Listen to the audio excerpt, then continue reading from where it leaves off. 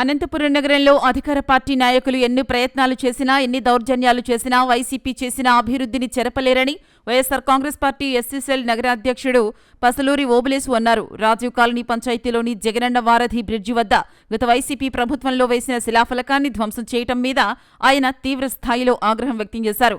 ఎన్నో ఏళ్లుగా నిరాదరణకు గురైన రాజీవ్ కాలనీ పంచాయతీని అనంత వెంకటరామిరెడ్డి 40 కోట్ల రూపాయలతో అభివృద్ధి చేశారన్నారు. అక్కడ దీర్ఘకాలికంగా ప్రజలను ఇబ్బంది పెడుతున్న బ్రిడ్జి సమస్యకు పరిష్కారం చూపారన్నారు.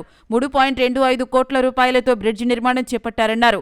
అయితే చివర్లో అధికారంలోకి వచ్చిన టీడీపీ నాయకులు తామే బ్రిడ్జి నిర్మాణం పూర్తి చేసినట్లు గొప్పలు చెప్పుకుంటున్నారన్నారు.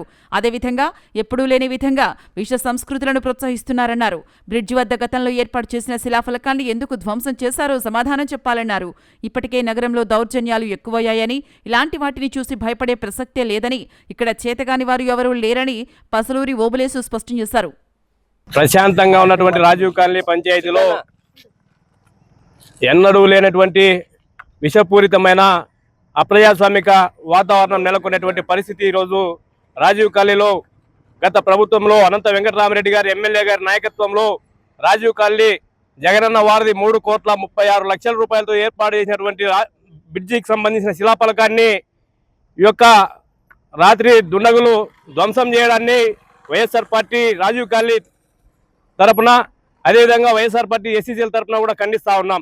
ఇది మంచి సంస్కృతి కాదని చెప్పేసి వారికి గుర్తు చేస్తూ ఉన్నాం.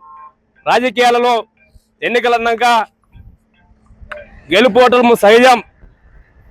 ఓడిపోయినంత మాత్రాన సన్యాసం తీసుకోలేదు ఇక్కడ. అదేవిధంగా గెలిచినంత మాత్రాన ఇళ్ళడుకుతానే పండగ కాదు. ఈ యొక్క వాతావరణం ప్రజాస్వామ్యమైన వాతావరణంలో ధ్వంసం చేయనటువంటి వాటిని ఎవరు కూడా ఖండించరు, ప్రజలు కూడా స్వాగతించరు.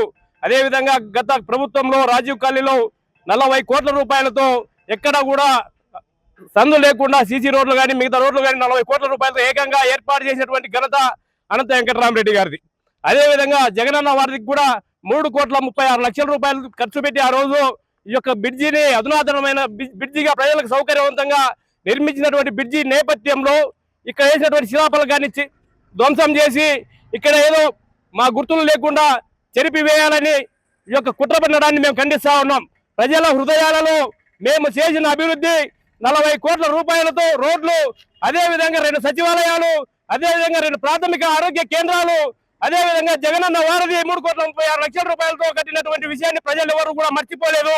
ఈ యొక్క మేము చేసిన అభివృద్ధిని మీరు చెరపలేదు, మీతో కాదు, మీరు అనాగరికంగా అనాలోచితంగా వ్యవహరిస్తా ఉన్నారు. దీన్ని ఖండిస్తా ఉన్నాం. ప్రజలలో మీకు చేతనైతే అభివృద్ధి పనులు చేసి శిలాఫలకాలు వేసుకొని కానీ వేసిన శిలాఫలకాన్ని ధ్వంసం చేయడం, ఇక్కడ ఎవరు కూడా దద్దమ్మలు సన్యాసులు లేరు. భవిష్యత్తులో మీకు బుద్ధి చెప్పడానికి ప్రజలంతా కూడా సిద్ధంగా ఉన్నారు. అదేవిధంగా రాజీవ్ కాలనీ వైఎస్ఆర్ పార్టీ తరఫున ఏ రకమైన పోరాటానికైనా మేము సిద్ధంగా ఉన్నామని చెప్పేసి ఈ యొక్క శిలాఫలకం పైన వెనకల ఉన్నటువంటి దుండగుల పైన చర్యలు తీసుకోవాలి, ఎటువంటి వారిపైన విచారణ చేసి చర్యలు తీసుకోవాలని చెప్పేసి మేము డిమాండ్ చేస్తా ఉన్నాం.